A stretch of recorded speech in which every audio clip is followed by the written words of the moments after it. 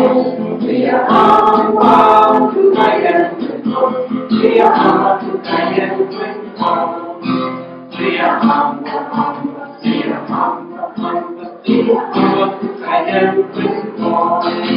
We are humble, humble. We are humble, humble. We are humble together. May the words of our mouths and the meditation of our hearts be always acceptable in thy sight, O Lord, our strength and our Redeemer. Amen. Amen. Before I bring on Elginne, I just want to say a quick word about Corinthians so that people aren't distracted by it and focus on what else is said. The context of that scripture is that in the Corinthian church you had people who, because they felt so filled with the Spirit, felt that they were justified in doing anything they wanted to do. And this ranged from not feeding the hungry to not sharing. They had communion was built around a common meal, and they would eat all their food before showed up after work. So they weren't getting any food. Another key thing they were involved with was going to sacred prostitutes, which was part of the pagan religion. And so that's the kind of context in which Paul is arguing with these folks who are justifying going to prostitutes in the name of Christianity. And I think Paul overstates his case, and it's led to a lot of trouble subsequently. But you've got the range of debate in the early church is so much greater, I think, in many ways, than the range of debate today.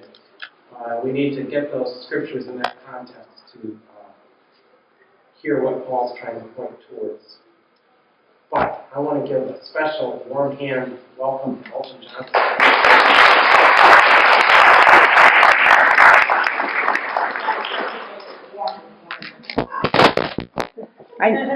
I can't do it, Joseph.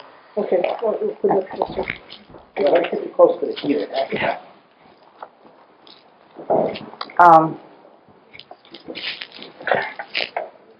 Joseph has been trying to pry into my life for many years, and finally, I said that I would do this. I was born during the Depression in South Carolina. It's a unique spot in South Carolina because it's one of the sea islands down on the southeast coast of between South Carolina and Georgia. Beaufort, the town in which I was born, was the biggest island, and there are 52 other little islands spread around. And up until recently, most of them were only available by boat. Since then, in my lifetime, there have been bridges and causeways that have linked these islands all together. But to give a little background of the region that I grew up in, I was counting this morning, it was only 70 years after the end of the Civil War when I was born, I think. Don't quote me on that. And as I grow older, I say, gosh, that's not so long. But it really isn't. But there are a lot of customs that were left over from slavery that still existed during the time when I grew up.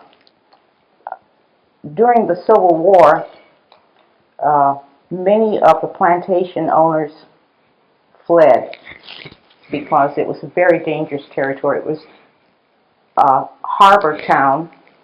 The Union ships often docked there, and so the plantation owners and the white people decided things were getting a little hot, so most of them moved away, some of them never to return. So this is how a lot of blacks inherited the property, not legally, but it was their property. They got on, they lived there, they stayed there, and generations after remained there.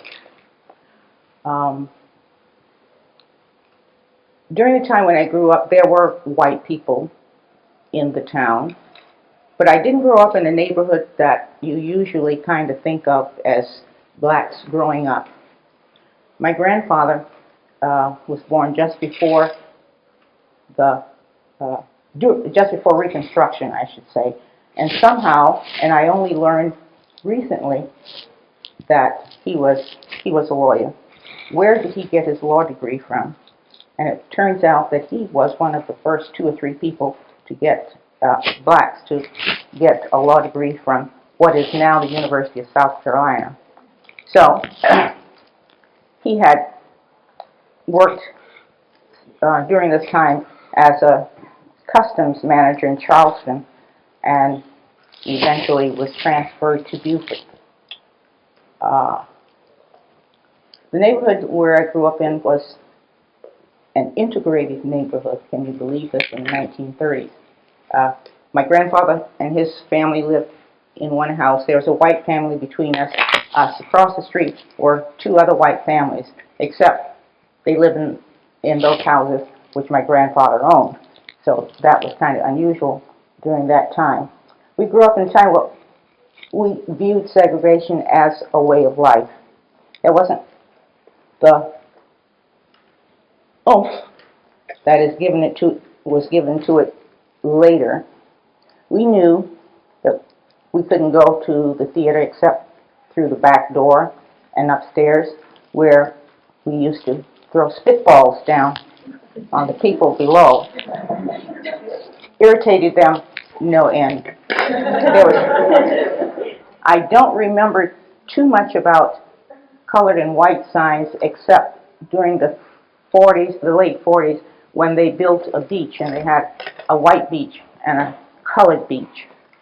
I don't think anybody had any water fountains, so there was no need to have a colored water fountain and a black water fountain. There were no swimming pools. There were no parks, so those things didn't exist. So we were not segregated in those because nobody had them. Particularly, I suppose that we were segregated mostly in the educational system. That, to me, as I look back on it, was not a bad idea because we had black teachers. We learned all about black heroes, especially a man that was a citizen of Beaufort, who during the Civil War stole one of the Confederate warships, took it through Charleston Harbor, and gave it to the Union Army.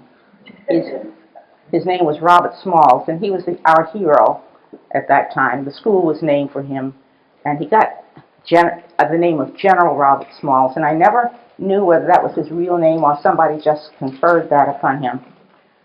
But he later became one of the representatives to South Carolina legislature.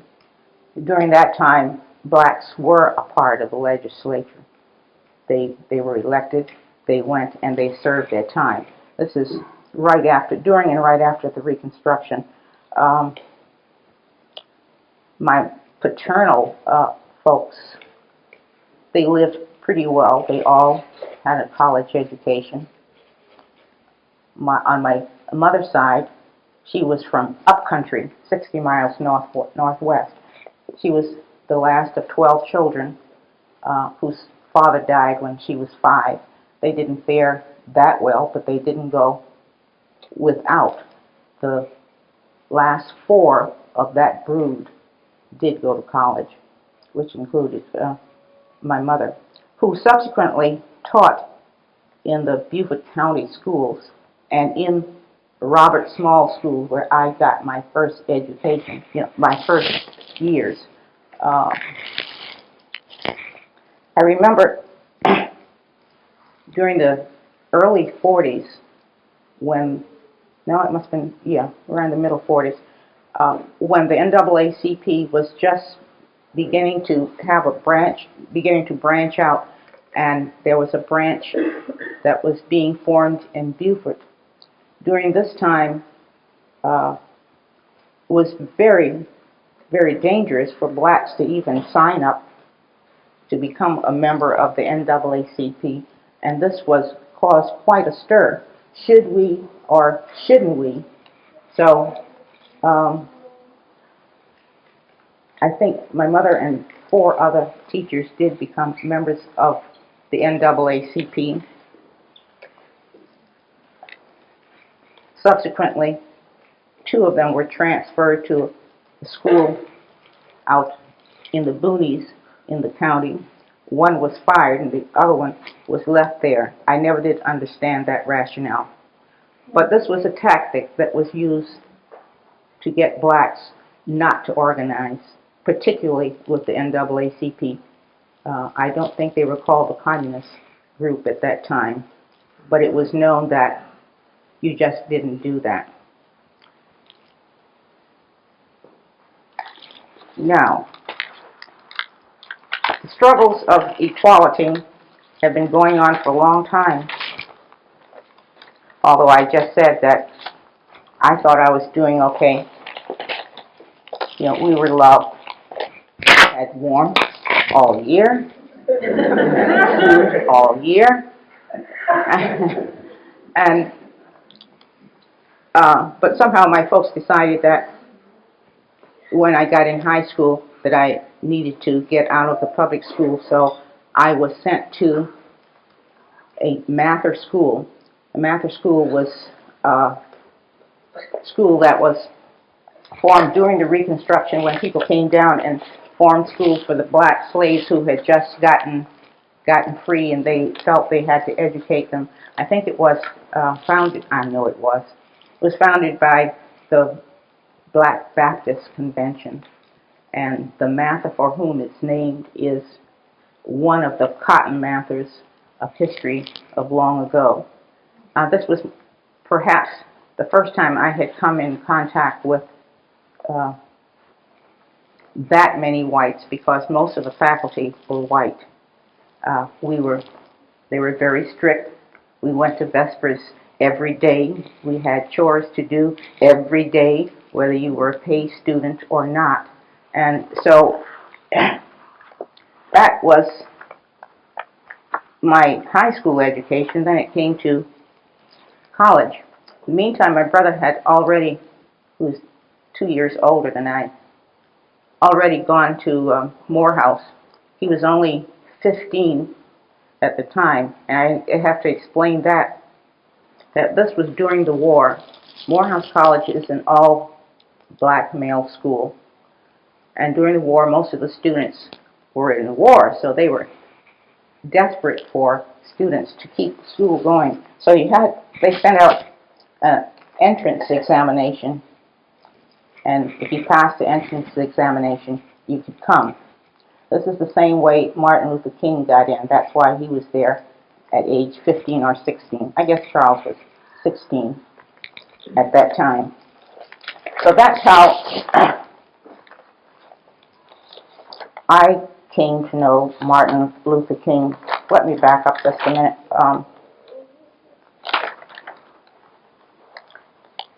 And that's why we're celebrating this day in honor of King. But I'd like to focus on 2 other people who, in my view, contributed a great deal to the struggle. The first is Benjamin Mays. Benjamin Mays was the president of Morehouse College. He was born in 96, South Carolina. There is a place called 96, South Carolina. And he was born in the 1890s. And he grew up very poor, with a large family. He was aware and saw many lynchings and mobs. That was during the time of the Phoenix riots. And Phoenix was the county in which he lived. So he was quite aware firsthand of what terror could be raised by whites. Eventually, he did get an education and became the president of Morehouse College. It was at Morehouse where he held his weekly rap sessions with small groups of students. And according to my brother Charles, these sessions were deep and thought-provoking, and the students really looked forward to them. And it was at these sessions where Charles, my brother, Martin King, Arthur Johnson, Jim Hendricks, and Philip, what's his name? I can't remember what his last name, and that's very significant as I go on a little farther. They look forward to these meetings, and they were just, this man, Mays, took his time on Sunday afternoon to have these rap sessions and bring up very deep philosophical questions to make these young men think. Remember, these guys are only 16 years old. So this was, and he opened up a lot of ideas which they had probably never even thought of. So this group became known as the radicals on campus, and oftentimes beyond the campus. And out of this group, Arthur Johnson, you probably have heard about him. He has been the executive secretary of the NAACP in Detroit several times, has always worked in civil rights, is now vice president in minority affairs at Wayne College. So he was one of the people who kept focused on what he had learned at Morehouse. After graduation, Jim and Charles, my brother, went to law school. Philip went to divinity school along with Martin. They were very close friends. And Charles returned to Beaufort after law school to practice law. His clients were mostly poor people, and he was paid in eggs and shrimp and oysters or whatever they had or whatnot. I remember one of the times I remember he was working his desk, and this man came in and said, "Why I bring you this work?" And he said, "Thank you very much." And he threw this bag, this big brown bag, in the back of him, and it happened to be 3 dozen eggs.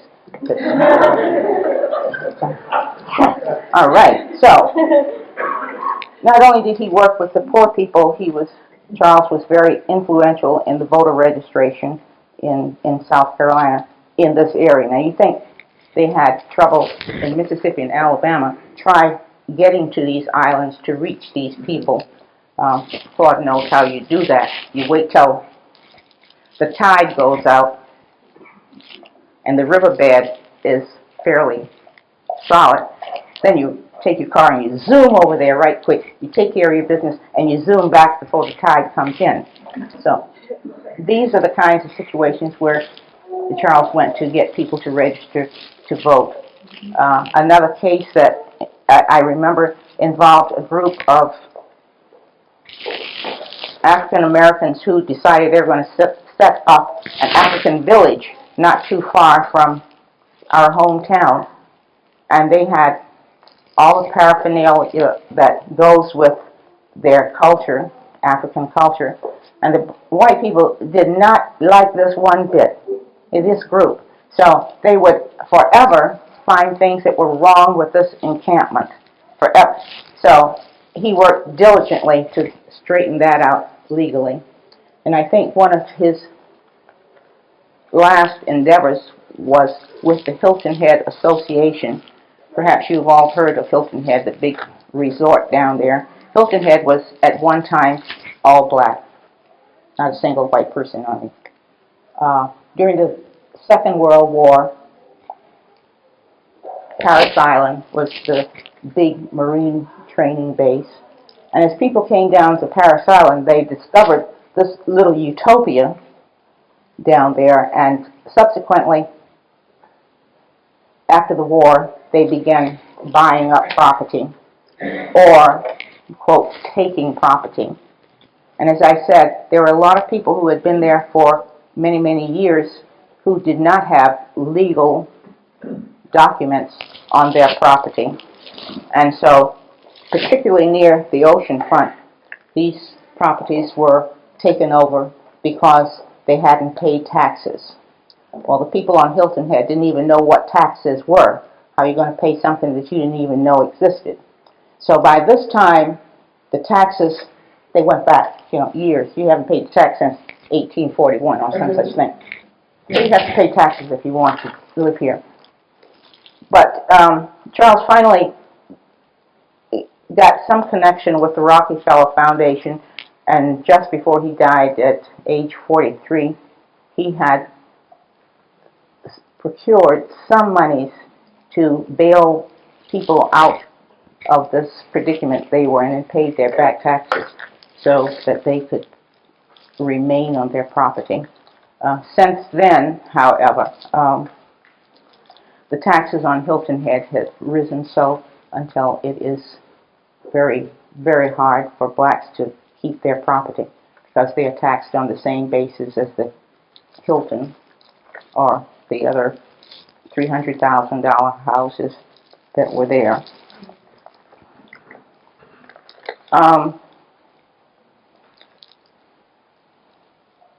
I was talking about Jim Herndon. After he went out to California somewhere, and I lost track of him. But after I finished college, I went to Boston where I was working, and my brother told Martin that I was there and to get in touch with me and to look out for me. I don't know, I was grown, I thought. But we did get together, and at that point, Philip, what's-his-name, and Martin were roommates on Massachusetts Avenue, and we got together sometimes, not all the time. I was working with the youth group at the Episcopal Church there in Cambridge once, and the priest came up and said, I have this young man that I would like to have speak to the group on Sunday, and I think you'll like him. And I said, yeah, what's his name? He said, his name is Martin King. And I said, Martin? So, yeah. So, Martin did come, and that was the first time after he spoke, he held those kids mesmerized on their seats. They did not move. And then that was when I said, the brother can speak. Even at that time, it was that time when he had just met Coretta, and they were dating pretty heavily. I used to go up and to see Philip. Philip was what I thought was my friend. We enjoyed a lot of things together. He was particularly interested in classical music, and he took me to my first opera. And I was going with Claude at the time. He just didn't happen to be around. But from my perspective, this was a friendship, and I treated it as such. And I remember Coretta had a birthday party for Martin. This must have been 1952. And we were all supposed to pay $2 and some cents toward this birthday party. And this woman that ran a restaurant under his apartment was to fix him his dinner, which consisted with chitlins and all the other goodies. And we finally sang Happy Birthday to Martin, and after a couple of beers, he decided that he didn't like the way we sang Happy Birthday, and so that we should sing Happy Birthday in common meter, like he did in his daddy's church. And if you don't know what common meter is, it's an old beat that comes with black music. So here we were sitting up there singing Happy Birthday in common meter, and he finally appreciated that.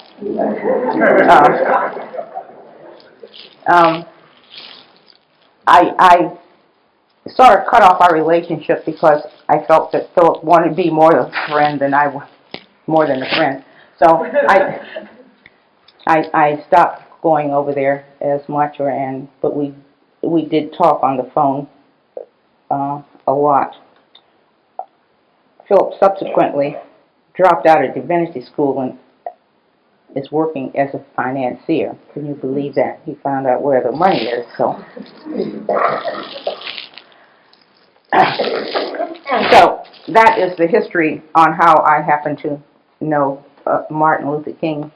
The other person whom I have deep admiration for is Thurgood Marshall. Thurgood Marshall was perhaps a generation removed from Benjamin Mays, but grew up in a little different circumstances than Benjamin Mays. It goes that Thurgood Marshall was a hellion from the time he was knee-high to a duck until the end of his life. But the story that sticks in my mind most is the fact that his mother also was a teacher. You see, when blacks went to college, there was nothing you could do but teach. That's why we talk about teachers so much, particularly black women. You could either teach for women. Men, they could be a doctor, or they could be a lawyer, they could be a preacher. That was the end of career selections. But anyway, Thurgood thought that he could get away with a lot because his mother was a teacher in the school and he didn't have to study and he didn't have to do this. And by the time he got in high school, he had formed this little group of kids. Today they would call them a gang. And so they had set up this little scheme to get the principal. So one of the girls in their group was to go in to see them, count to a certain number, and when she got to that number, she was to jump in his lap. And at that point, these other people came in, you see. So this was supposed to caught him, caught this girl in his lap. This was supposed to be really something. Well, for his punishment for that, after they found out that he was the instigator, the principal gave him the Constitution, sent him in the furnace room, and said, "Don't come out until you have memorized this." So fortuitously, he sat down in the furnace room for several days until he memorized the Constitution of the United States. It's very ironical that he spent the rest of his life defending the Constitution of the United States. But anyway, when he finally going to college, University of Maryland, the state in which he was born, refused to admit him at that time because he was black. He subsequently, when he got his law degree, one of his first cases was to sue the University of Maryland. But as his work relates to me, I remember that around the 1950s, early 50s, the NAA, he was, by the way, the legal counsel for the NAACP. We're trying to get test cases all over the country to fight in court, and this was particularly in education. And he finally found one case in Charleston, South Carolina, in Clarendon County, which they thought that they would take on, and that was the Briggs-Elliott case, in which Briggs was suing Elliott, who was the superintendent, because his children were not getting an adequate education. You have to remember that the NAACP had very little money, and the people who went down there went mostly out of gratis. Thurgood got paid sometimes. His assistants got paid sometimes, in a very meager kind of wage at that. But anyway, the three important people that went down there to fight this case was Scott Swood Robinson, Thurgood Marshall, and the psychologist. I can't remember his name right now.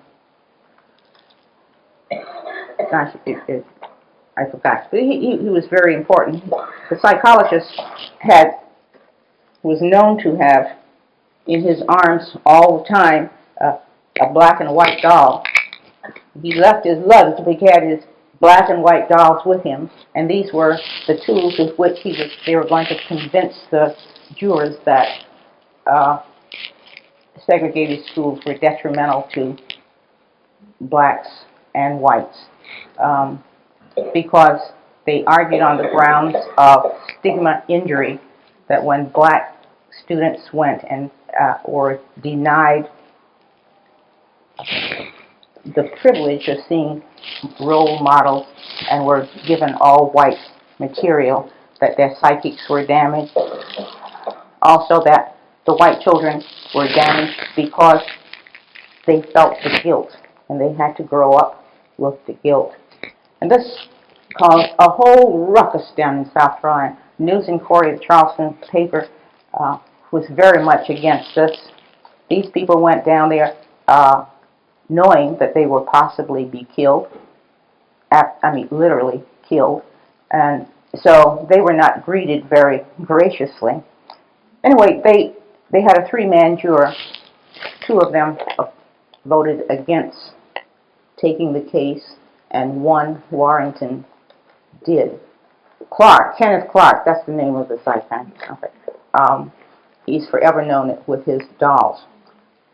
This was a great devastation to Thurgood Marshall because he had thought he had 2 of the 3 people on his case, on his side, but he lost that one, he thought. But it is the persistence of Thurgood Marshall, I think, that was his talent. He didn't forget anything. But eventually, he kept working on that case until he got the Browns case, in which won the desegregation decision in 1954. And so blacks at that time figured that, hey, it can be done. So in 1955, when Rosa Parks decided she wasn't moving, they were armed with confidence that things could be changed. So it's getting late.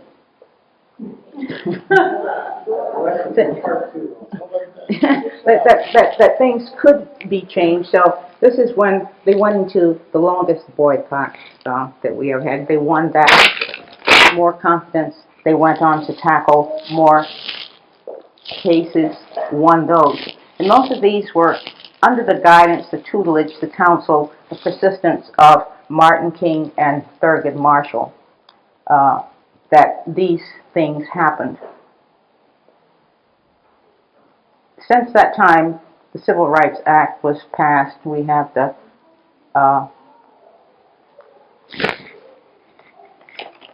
Affirmative Action Act, and we have made great strides.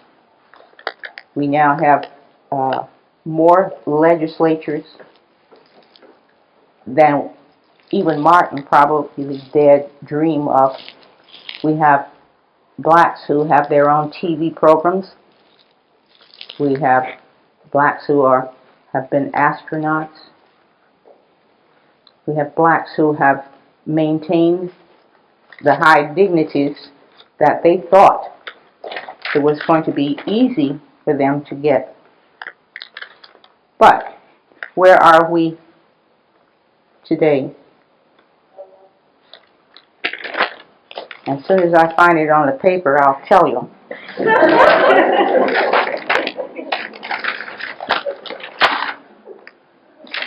Okay.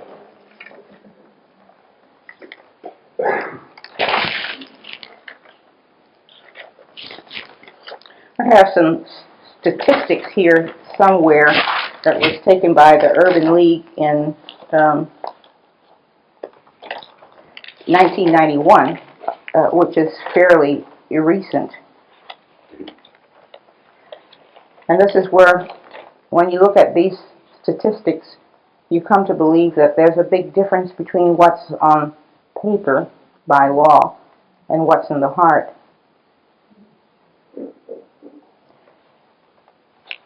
According to data compiled in 1991, for basic measurements of poverty, unemployment, and income, the slow advances that were made in the 60s and 70s have definitely been reversed. The employment rate for blacks is 2.5 times the rate for whites. Black per capita income is not even 2/3 the income of whites, and blacks, most of whom own little wealth or business property, are 3 times more likely to have income below the poverty level than whites. Statistics can't begin to describe the havoc caused by joblessness and poverty. We have broken homes and anarchy in the communities, futility in the public schools, and all of these result in race-determined unemployment where work provides sustenance, status, but most importantly, self-worth.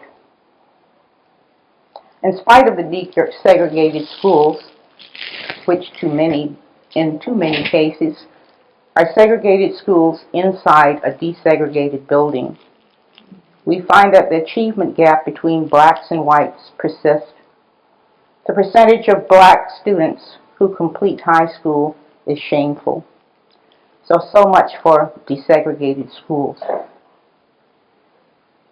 The American churches are still the most segregated institutions in the nation. Blacks attending white church are often greeted with skepticism or overwhelmingly gracious hospitality.